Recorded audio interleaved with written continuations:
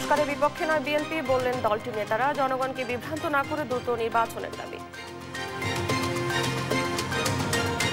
বাংলাদেশ যুক্তরাষ্ট্রের শুল্ক আলোচনার দ্বিতীয় দিনে বেশ কিছু বিষয়ে একমত দুদেশ। আজ হবে তৃতীয় দিনের আলোচনা।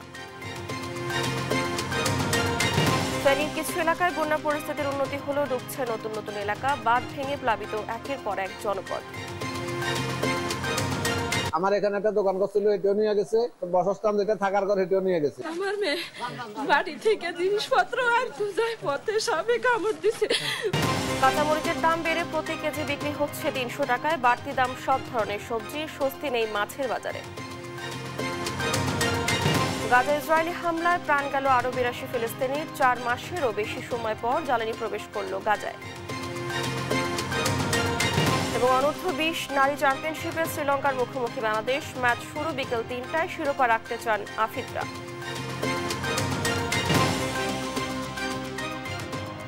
আমন্ত্রণ সংবাদ দুপুরে, দেখছেন শিরোনামগুলো। সঙ্গে আছি আমি ডানা ইসলাম।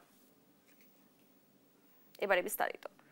গণতন্ত্র ফিরিয়ে দেওয়ার দাবি শুধু বিএনপির একার কোনো দাবি নয়, এটা জনগণের দাবি বলে মন্তব্য করেছেন বিএনপির সিনিয়র যুগ্ম মহাসচিব রুহুল কবির রিজভী।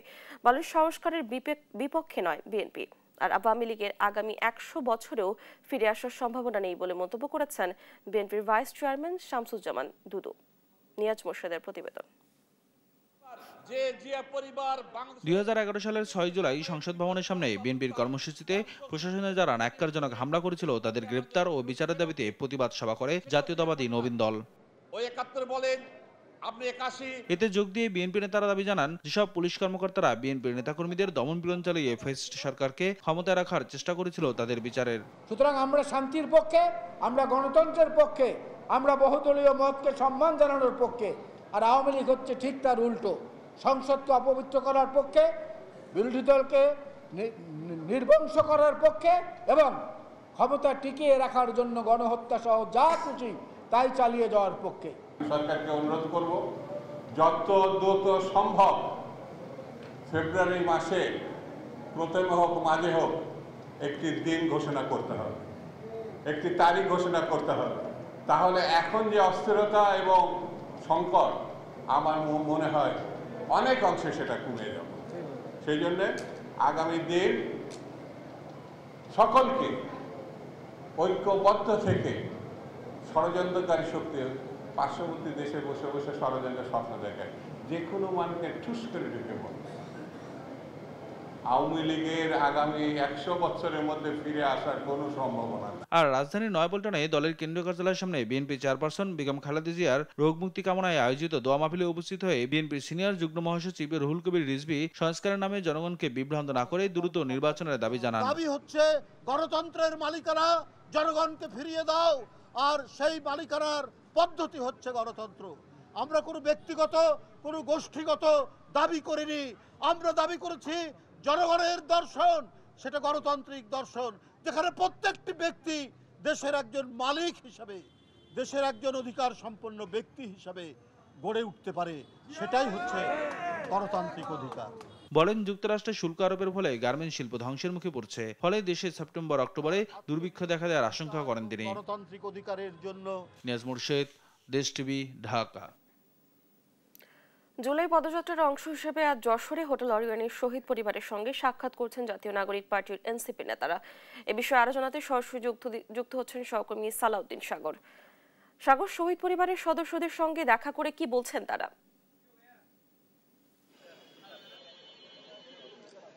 ধন্যবাদ ডানা আপনাকে। আপনি যেমনটা বলছিলেন, আসলে জুলাই পদযাত্রার অংশ হিসেবে এনসিপি নেতারা কিন্তু সকাল থেকে কিন্তু আসলে শহীদ পরিবার এবং আহত পরিবারের সাথে কিন্তু কথা বলেছেন। এখন তারা কিন্তু দুপুরে জুমার নামাজ শেষে এখন তারা পদযাত্রা যে কর্মসূচি রয়েছে, পদযাত্রার যে প্রস্তুতি সেটা কিন্তু তারা নিচ্ছেন। এখনো পদযাত্রা শুরু হয়নি, তবে কিছুক্ষণের মধ্যে তারা পদযাত্রা শুরু করবেন, প্রস্তুতি চলছে।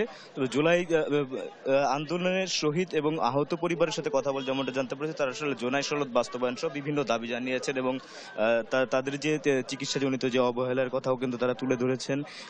এইগুলো দ্রুত বাস্তবায়ন করার দাবি জানিয়েছেন। একই সাথে নির্বাচনের ব্যাপারে আসলে কিন্তু নানান রোডম্যাপের কথা কিন্তু তারা বলছেন। তো আমি এই মুহূর্তে একজন এনসিপি নেতার সাথে কথা বলতে চাই। সর্বোপরি আজকে আপনাদের যে জুলাই পদযাত্রা, এটা কতটুকু সফল বলে মনে করছেন, আর কি কি কার্যক্রম বাকি রয়েছে? আচ্ছা, আমাদের তো দাবি একটাই যে বাংলাদেশের যে সরকারে আসুক সেটা সংস্কার করুক, ফ্যাসিস্টের বিচার করুক, আমরা এটাই চাই। তো বর্তমানে এর তেমন অগ্রগতি না থাকায় আমরা আসলে এখনো পর্যন্ত জুলাই সনদও পাইনি। তারই প্রেক্ষিতে সারা বাংলাদেশে পদযাত্রা চলছে। তো এটা মনে হচ্ছে যে সারা বাংলাদেশে একটা প্রভাব ফেলছে, জনমনে একটা আশা জাগাচ্ছে যে জুলাই পদযাত্রা থেকে বাংলাদেশের নতুন কিছু সম্ভাবনা হচ্ছে আর কি। আমরা এটাই আশাবাদী। আচ্ছা, শহীদ পরিবার, আহত পরিবাররা কি দাবি জানাচ্ছেন, আপনাদের মতামত কি? শহীদ পরিবাররা তাদের আসলে এটা অনেক লম্বা কথা, হ্যাঁ, কিন্তু শহীদ পরিবারের ইন্ডিভিজুয়ালি দাবি আছে। আমাদের যশোরে অনেক কিছু শহীদ পরিবারদের নিয়ে অনিয়ম হয়েছে, সে সমস্ত বিষয় নিয়ে দাবি দেওয়া জানাইছেন কেন্দ্রীয় নেতৃবৃন্দের কাছে। তারা বিষয়গুলো নিয়ে বিবেচনায় নিয়েছেন এবং সেই অনুযায়ী তারা কার্যক্রম পদক্ষেপ নেবেন বলে আমরা আশা করতেছি। আচ্ছা, আমরা নেতৃবৃন্দের সাথে কথা বলছিলাম, আপনি শুনছিলেন। আমরা এই মুহূর্তে নেতৃবৃন্দ কিন্তু এই পদযাত্রা নিয়ে চলে যাবেন হচ্ছে ঈদগাহ ময়দানে, সেখানে তাদের সংক্ষিপ্ত সমাবেশ হওয়ার কথা আছে, সেখান থেকে তারা কিন্তু খুলনার উদ্দেশ্যে রওনা দিবেন। তো এই ছিল আমার কাছে এখন পর্যন্ত যশোরের সর্বশেষ। আমি রয়েছি জুলাই পদযাত্রার সাথে, আমি সর্বশেষ আপডেট আমি জানিয়ে দিব। ডানা, ধন্যবাদ আপনাকে। জুলাই পদযাত্রার অংশ হিসেবে আজ যশোরে হোটেল অরিয়নের শহীদ পরিবারের সঙ্গে সাক্ষাৎ করছেন জাতীয় নাগরিক পার্টি এনসিপির নেতারা। এ বিষয়ে জানাচ্ছিলেন আমাদের সহকর্মী। বাংলাদেশ ও যুক্তরাষ্ট্রের মধ্যে চলমান 3 দিনের শুল্ক আলোচনার দ্বিতীয় দিন শেষ হয়েছে। বৈঠকে দুদেশের মধ্যকার চলমান ও ভবিষ্যৎ বাণিজ্যের বিভিন্ন দিক নিয়ে বিস্তারিত আলোচনা হয়। বেশ কয়েকটি বিষয়ে সমঝোতা হলেও কিছু বিষয় এখনও অমীমাংসিত রয়ে গেছে। শুক্রবার ওয়াশিংটন সময় সকাল 9টায় তৃতীয় দিনের আলোচনা শুরু হয়। শুক্রবার সকালেও প্রধান উপদেষ্টা প্রেস উইং থেকে পাঠানো এক বিজ্ঞপ্তিতে এ তথ্য জানানো হয়। আলোচনায় বাংলাদেশের পক্ষে নেতৃত্ব দিয়েছেন বাণিজ্য উপদেষ্টা শেখ বশির উদ্দিন। ঢাকা থেকে ভার্চুয়ালি যুক্ত ছিলেন জাতীয় নিরাপত্তা উপদেষ্টা খলিলুর রহমান। আলোচনার দ্বিতীয় দিন একটি গুরুত্বপূর্ণ দিক ছিল বাণিজ্য উপদেষ্টা শেখ বশির উদ্দিনের সঙ্গে যুক্তরাষ্ট্রের ট্রেড রিপ্রেজেন্টেটিভ অ্যাম্বাসেডর জেমিসন প্রিয়ারের একান্ত বৈঠক। ট্রাম্প প্রশাসনের সাবেক এই উচ্চপদস্থ কর্মকর্তার সঙ্গে শুল্ক ছাড়াও অন্যান্য দ্বিপক্ষীয় স্বার্থ সংশ্লিষ্ট বিষয় নিয়ে খোলামেলা আলোচনা হয়। ফেনীর ফুলগাজী ও পরশুরামের বন্যা পরিস্থিতির উন্নতি হলেও অবনতি হচ্ছে সদর ও ছাগলনাইয়া উপজেলার। এতে প্লাবিত হচ্ছে নতুন নতুন এলাকা। পানিবন্দী রয়েছেন শতাধিক গ্রামের লক্ষাধিক মানুষ। চলাচলে ভোগান্তির পাশাপাশি জীবিকায় টান পড়েছে অনেকের। স্বাভাবিক জীবনযাত্রা ব্যাহত হচ্ছে, চরম ভোগান্তিতে দিন কাটছে দুর্গতদের। ঝুঁকিপূর্ণদের উদ্ধার, ত্রাণ সহ নানা কাজে যোগ দিয়েছে সেনাবাহিনী, বিজিবি, পুলিশ ও স্থানীয় প্রশাসন। এমন পরিস্থিতিতে দ্রুত বেড়িবাঁধ মেরামতের কথা জানায় পানি উন্নয়ন বোর্ড। ফেনী থেকে সহকর্মী তোফায়েল আহমেদ নিলয়ের প্রতিবেদন, জানাচ্ছেন ফারজান আফরোজ টুম্পা। এখনো লোকালয়ে ঢুকছে পানি, তলিয়ে যাচ্ছে নতুন নতুন এলাকা, বাড়ছে পানিবন্দী মানুষের সংখ্যা। ফেনীর মুহুরী, সিলোনিয়া ও কহুয়া নদীর পানি বিপদসীমার নিচ দিয়ে প্রবাহিত হলেও 21টি ভাঙা স্থানে এখনো ঢুকছে পানি। নতুন করে প্লাবিত হচ্ছে ফেনী সদর ও ছাগলনাইয়া উপজেলার বিভিন্ন ইউনিয়নের শতাধিক গ্রাম। এতে পানিতে তলিয়ে আছে মানুষের বসতবাড়ি, আসবাবপত্র, ফসলি জমি। ভেসে গেছে শত শত পুকুরের মাছ। এতে যাতায়াত, জীবিকা ও রান্নাবান্না করতে না পারায় চরম ভোগান্তিতে পড়েছেন দুর্গতরা। আমার মেয়ে বাড়ি থেকে জিনিসপত্র আর পূজায় পথে সাপে কামড় দিছে। মশা মাছি বিভিন্ন রকমের জ্বালা যন্ত্রণা আমরা সহ্য করতেছি। আমাদের অনেক মাছ চলে যায়, আমাদের ঘরবাড়ি অনেক ক্ষয়ক্ষতি হয়। দুর্গত এলাকায় আটকে পড়া পানিবন্দীদের উদ্ধার তৎপরতা ও ত্রাণ সহায়তায় সম্মিলিতভাবে কাজ করছে সেনা, বিজিবি ও পুলিশ সদস্যরা। আমরা গতকালকে একটা টিম পরশুরামে ছিল, আজকে একটা টিম পরশুরামে আছে অলরেডি। আমি আজকে ফুলগাজীতে আছি। সো আমাদের এই মুহূর্তে 2টা টিমই কাজ করছে। আমরা এখানে রান্না করা খাওয়া ডিস্ট্রিবিউট করেছি, আর আমাদের পরশুরামে কিছু ড্রাই ফুড ডিস্ট্রিবিউট করা হচ্ছে। তবে পানি নামতে শুরু করায় ফুলগাজী ও পরশুরামে আশ্রয় কেন্দ্র থেকে ফিরছে মানুষ। 4 দিন ধরে আমরা পানি বন্দি, যাদের পানি হালকা একটু কমছে বাড়ি থেকে, যাদের একটু উপরে আছে বাড়ি তাদের তো কমছে, তারা চলে যাচ্ছে। আর যাদের এখনো কমে নেই তারা এখন আশ্রয় কেন্দ্রে এখনো বন্দী হয়ে আছে। আতঙ্ক আর অনিশ্চয়তায় দিন পার করা স্থানীয়রা টেকসই বেড়িবাঁধ নির্মাণ করে স্থায়ী সমাধানের দাবি তুলছেন। পূর্বেকার বাঁধগুলা আমাদের সঠিকভাবে মেরামত না হওয়ার কারণে এই ছোটখাটো নদীগুলো আমাদের আবার পুনরায় ভেঙে লোকালয় প্লাবিত হয়ে মানুষের বাড়িঘরে পানি উঠেছে। গতবার আমাদের অনেক ক্ষয়ক্ষতি হয়ে গেছে। সরকার নতুন করে কোনো পরিকল্পনা গ্রহণ করে নাই এবং অতীতে যে ভাগনাগুলো ভাঙছে এগুলো পরিত্যক্তভাবে রয়ে গেছে। এই জন্য যে উপরের উদ্যানের পানিটা নামলে খুব দ্রুত আমাদের এখানে পানি চলে আসে। পানি নেমে যাওয়ার সাথে সাথে বাঁধ মেরামতের কাজ শুরুর কথা জানিয়েছে পানি উন্নয়ন বোর্ড। আমরা এটা সব সার্বক্ষণিক অবজারভেশন করতেছি এবং পানি নেমে যাওয়ার সাথে সাথে আমরা খুব দ্রুত এই বাঁধ মেরামতের চেষ্টা করব। গত ৭ জুলাই থেকে টানা বর্ষণ ও উজান থেকে নেমে আসা পাহাড়ি ঢলে মুহুরী, কহুয়া ও সিলোনিয়া নদীর বন্যা নিয়ন্ত্রণ বাঁধের ২১টি স্থান ভেঙে শতাধিক গ্রাম প্লাবিত হয়। ফারজানা আফরোজ টুম্পা, নিউজ ডেস্ক, দেশ টিভি। ফেনীতে বন্যা পরিস্থিতির চরম অবনতি ঘটেছে। এ বিষয়ে জানাতে সরাসরি যুক্ত হচ্ছেন সহকর্মী তোফায়েল আহমেদ নিলয়। নিলয়, বন্যা পরিস্থিতির অবস্থা কেমন দেখছেন? দুর্গতদের মধ্যে শুকনো খাবার বা পানির সংকট আছে কিনা জানাবেন।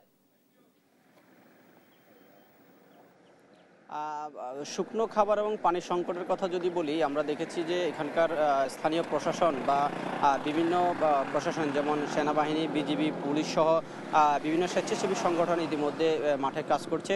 যারা একেবারে দুর্গম এলাকায় মানুষ বন্দী হয়ে আছে তাদেরকে নৌকার মাধ্যমে কিন্তু সেখানে খাবার পৌঁছানোর ব্যবস্থা করছে।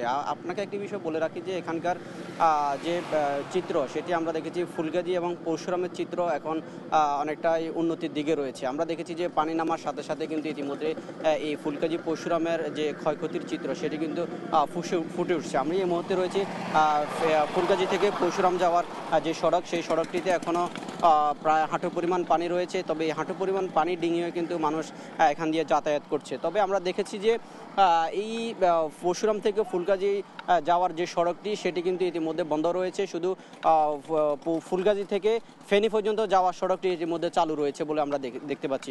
আমরা একজন স্থানীয় ভুক্তভোগী রয়েছে, আমরা তার কাছ থেকে জানতে চাইবো যে আমরা দেখেছি যে এই বন্যা হয় সবসময় আপনারা ক্ষতির সম্মুখীন হয়, এবারে কি পরিমাণ আপনাদের ক্ষয়ক্ষতি হয়েছে বা কি অবস্থা এখন? বিসমিল্লাহির রহমানির রহিম। আল্লাহর জুমার নামাজ পড়ে এসেছে, আল্লাহর কাছে শুকরিয়া আদায় করতেছি। আলহামদুলিল্লাহ, আমাদের তো অনেক ক্ষয়ক্ষতি হয়েছে। প্রথমত আমাদের এই বন্যার প্রথম কারণ হলো যে মুহুরী বেড়িবাঁধ। এই বেড়িবাঁধটা আমার দেশ নেত্রী বেগম খালেদা জিয়া একবার অনুদান দিয়েছিলেন বড় পরিমাণের, কিন্তু আওয়ামী লীগ বাকশালী শাসন আমলে ১৭ বছরে ওনারা কিছু করতে পারে নাই।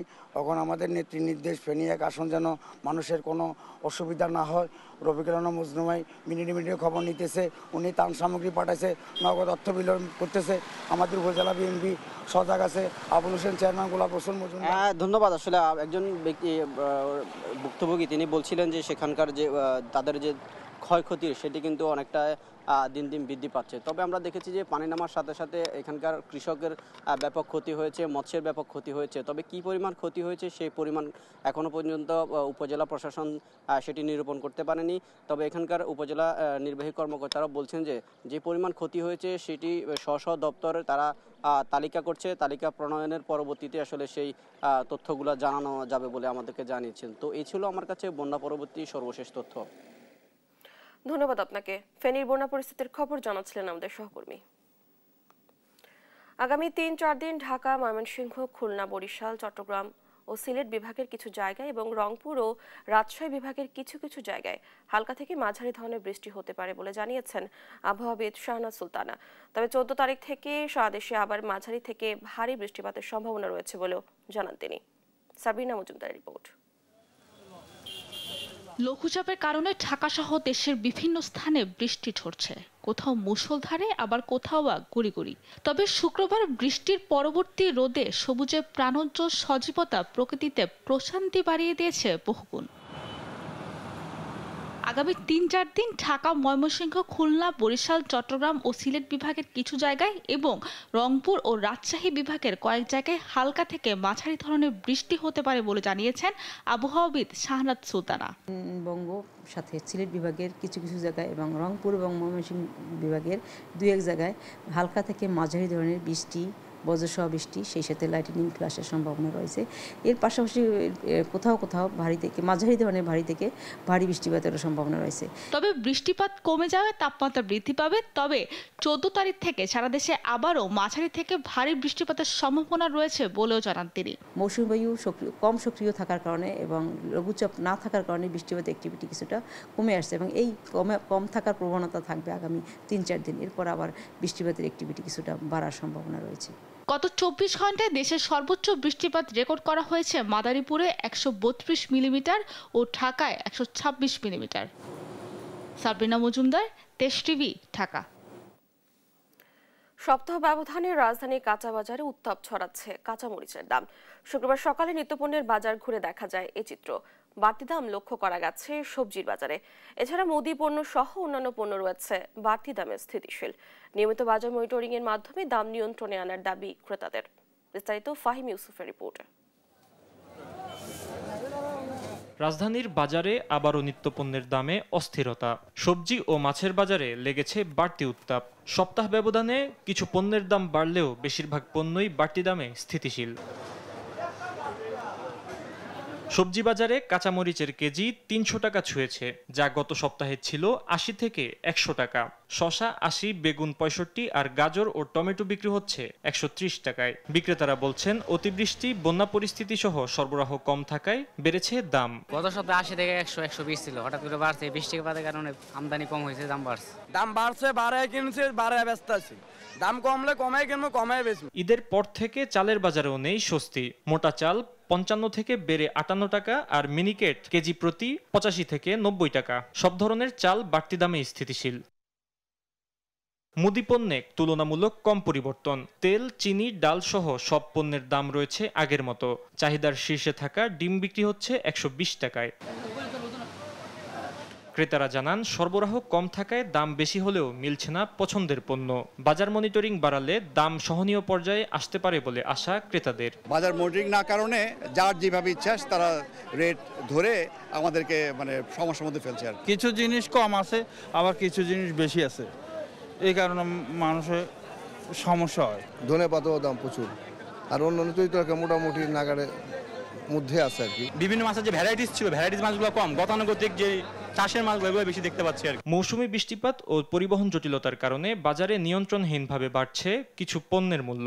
দাম স্থিতিশীল রাখতে প্রয়োজন দ্রুত বাজার ব্যবস্থাপনা ও প্রশাসনিক নজরদারি, এমনটাই বলছেন বাজার সংশ্লিষ্টরা। ফাহিম ইউসুফ, দেশ টিভি, ঢাকা। দেখছেন সংবাদ দুপুর। সোনা মসজিদ ইমিগ্রেশন চেকপোস্টে মানা হচ্ছে না স্বাস্থ্য অধিদপ্তরের নির্দেশনা। ভারতের সীমান্ত ঘেঁষা চাঁপাইনবাবগঞ্জের শিবগঞ্জে অবস্থিত দেশের দ্বিতীয় বৃহত্তম স্থলবন্দর সোনা মসজিদে করোনা পরীক্ষার কার্যকর ব্যবস্থা নেই বলে অভিযোগ সচেতন নাগরিকের। সম্প্রতি ভারতে ছড়িয়ে পড়া করোনা নতুন ভ্যারিয়েন্ট ঠেকাতে সীমান্ত এলাকায় সতর্কতা জারি করেছে স্বাস্থ্য অধিদপ্তর, কিন্তু সোনা মসজিদ ইমিগ্রেশনের বাস্তব প্রয়োগ নেই। সহকর্মী তারেক রহমানের পাঠানো প্রতিবেদন জানাচ্ছেন শামীম হোসেন। চাঁপাইনবাবগঞ্জের সোনা মসজিদ ইমিগ্রেশনে স্বাস্থ্য অধিদপ্তরের মেডিকেল টিম থাকার কথা থাকলেও বুধবার দুপুর 12টা থেকে বিকেল 4টা পর্যন্ত অবস্থান করে কার্যকর কোনো টিমের দেখা মেলেনি। একজন স্বাস্থ্য সহকারী থাকলেও তিনি নিজেই জানেন না কি দায়িত্ব পালন করছেন। যদিও স্বাস্থ্য অধিদপ্তরের দাবি প্রতিদিন সকাল থেকে একজন স্বাস্থ্য সহকারী দায়িত্ব থাকেন। চেকপোস্টে থাকা 2টি স্ক্রিনিং ডেস্কও ছিল ফাঁকা। ইমিগ্রেশন পুলিশ জানায় মেডিকেল টিম দায়িত্বে আছেন। করোনার নতুন ভেরিয়েন্ট ভ্রমণকারীদের মাধ্যমে ছড়িয়ে পড়ছে। রাজশাহীতেও নতুন সংক্রমণের খবর পাওয়া গেছে। সোনা মসজিদ দিয়ে প্রতিদিন 250 থেকে 300 ট্রাক চলাচল করে। চালক, সহকারী ও খালাসি সহ 400 থেকে 500 জন যাতায়াত করেন। ফলে সংক্রমণের ঝুঁকি বাড়ছে। বাংলাদেশে ঢোকার সময় বা ফেরার সময় কোনো করোনা পরীক্ষা করা হচ্ছে না। মাস্ক লাগাইছিল, মেশিনও ছিল, কিন্তু এখন কোনো কিছুই নাই। এখন এভেলেবেল চলছে, কোনো চেক করছে না। তো ইন্ডিয়া থেকে কিন্তু করোনা কিন্তু আমাদের বাংলাদেশে ছড়াইবে বা ছড়াতে পারে, তাহলে আতঙ্কতা আছি করোনার জন্য। আমাদের ইন্ডিয়াতেও সেরকম করোনার আপনার চেকের কোনো ব্যবস্থা নাই, আবার বাংলাদেশে এরকম বুঝলাম না। করোনার কোনো চেক আপ হচ্ছে না, চেক আপ হলে হয়তো ধরা পড়লে কি হবে জানি। তো এখনো করোনা তো চলছেই তো করোনা তো এখনো হলো যে কমেনি। করোনা প্রতিরোধে দুদেশে ভ্রমণকারীদের সচেতনতা বাড়াতে স্যানিটাইজার ও মাস্ক ব্যবহারে পরামর্শ দেওয়া হচ্ছে। আমরা মাস্ক এবং হ্যান্ড স্যানিটাইজার ইউজ করতেছি। এখানে স্বাস্থ্য অধিদপ্তর থেকে একজন তাদের প্রতিনিধি আসে সকাল এবং বিকেলে। তারা এটা আমাদের এখানে থার্মাল স্ক্যানার আছে, তারা টেম্পারেচারটা পরিমাপ করছে। কোনো ধরনের সংবাদ পেলে তারা ঊর্ধ্বতন কর্তৃপক্ষের সহিত আলোচনা করিতেছে। ইমিগ্রেশনের সময় ভ্রমণকারীদের শরীরের তাপমাত্রা মাপা হলেও কিট সংকটের কারণে করোনা পরীক্ষা হচ্ছে না। আমাদের যেহেতু পরীক্ষা করার করোনার কোনো কিট বর্তমানে সরকার আমাদেরকে দেয় নাই, শুধুমাত্র আমরা থার্মো স্ক্যানের মাধ্যমে তার জ্বর আছে কি নাই এবং তার নাম, ঠিকানা, আইডি নাম্বার অথবা পাসপোর্ট নাম্বার নিয়ে তাদের তথ্যগুলো নিচ্ছে। যদি পর্যাপ্ত পরিমাণে কিট পাওয়া যায় তাহলে স্ক্রিনিং পরীক্ষাটা আরও জোরদার হবে বলে আমি মনে করি। বাংলাদেশ ভারত সীমান্ত দিয়ে যাতায়াতকারী সব যাত্রীর করোনা পরীক্ষার ব্যবস্থা নিশ্চিতের দাবি স্থানীয়দের। শামীম হোসেন, নিউজ ডেস্ক, দেশ টিভি। টাঙ্গাইলের কালিহাতীতে একটি প্যাকেজের আওতায় 2 ব্রিজের কাজ নির্ধারিত সময়ে শেষ হয়নি। এর মধ্যে 3 বছর একটি ব্রিজের কাজ 20% ও অনিয়মের অভিযোগে আরেকটির কার্যাদেশ বাতিল করেছে এলজিডি। এ কারণে কয়েক লাখ মানুষের চরম ভোগান্তি পোহাতে হচ্ছে। ঠিকাদারি প্রতিষ্ঠানে গাফিলতিকে দায়ী করছেন স্থানীয়রা, আর মেয়াদ বাড়িয়ে কাজ শেষ করা হবে বলে জানিয়েছেন কর্তৃপক্ষ। সহকর্মী অভিজিৎ ঘোষের পাঠানো তথ্য ছবিতে আরো জানাচ্ছেন শামীম হোসেন। যমুনা সেতু মহাসড়কে চাপ ও ঝুঁকি কমানো, কালিহাতীর সঙ্গে টাঙ্গাইল সদর ও ভুয়াপুর উপজেলার মানুষের যোগাযোগ স্বাভাবিক করতে সল্লা এলাকায় ধলেশ্বরী নদীর উপর 40 কোটি টাকা ব্যয়ে 250 মিটার সেতু নির্মাণের উদ্যোগ নেয় এলজিইডি। সেতুটি 2021 সালের মে মাসে কাজ শুরু হয়ে 2024 সালের মে মাসে শেষ হওয়ার কথা থাকলেও এখন পর্যন্ত হয়েছে প্রায় 70%। এছাড়া একই প্রকল্পের আওতায় একই নদীর উপর 34 কোটি 82 লাখ টাকা ব্যয়ে 264 মিটার আলাদা সেতুর কাজ শুরু হয় 2020 সালের সেপ্টেম্বরে। কিন্তু 3 বছরে 20% কাজ করে ঠিকাদার। পরে বিভিন্ন কারণে কাজের কার্যাদেশ বাতিল করে এলজিডি কর্তৃপক্ষ। স্থানীয়রা জানান, সল্লা ব্রিজে নিম্নমানের কাজের কারণে ব্রিজের গার্ডার ধসে পড়েছিল। এটা নিয়ে বুয়েট সহ সংশ্লিষ্টরা তদন্ত করলেও রহস্যজনক কারণে তা প্রকাশ করা হয়নি। এই গার্ডারটা ওইটা এর উপরে পড়ছে, পরে ওইটা সোজা করছে আরটা ভাঙ্গা করছে। ফাটার কারণে যদি কোনো সময় এই দুর্ঘটনা হয়, এই গার্ডারটা পড়ে গিয়ে যদি লোক মারা যায় তাহলে দায়ভার কার। সড়ক ব্যবহারকারীরা বলছেন, ব্রিজগুলোর কাজ শেষ না হয় নৌকার জন্য 10 থেকে 20 মিনিট অপেক্ষা করতে হয়। এতে শিক্ষার্থীরা সময় মতো শিক্ষা প্রতিষ্ঠানে ও পরীক্ষার হলে যেতে পারেন না।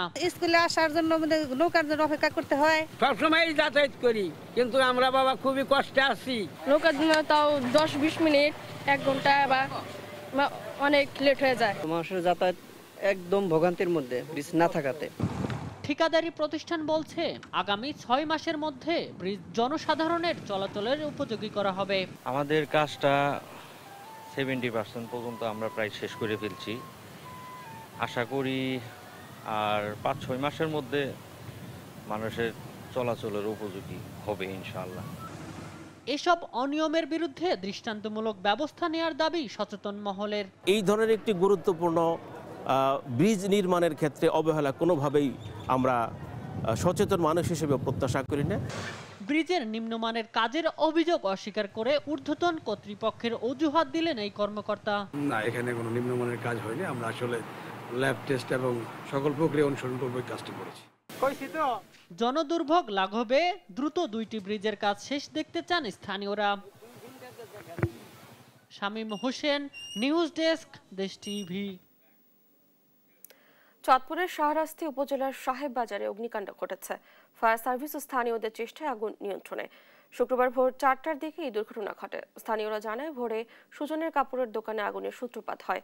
পরে পার্শ্ববর্তী আরও 3টি ব্যবসায় প্রতিষ্ঠানে আগুন ছড়িয়ে পড়ে। এতে প্রায় 15 লাখ টাকার ক্ষয়ক্ষতি হয়েছে বলে জানায় ব্যবসায়ীরা। শাহরাস্তি ফায়ার সার্ভিসের ভারপ্রাপ্ত স্টেশন কমান্ডার মোহাম্মদ মাহফুজুর রহমান জানান, প্রাথমিকভাবে ধারণা করা হচ্ছে বিদ্যুতের শর্ট সার্কিট থেকে আগুনের সূত্রপাত হয়েছে।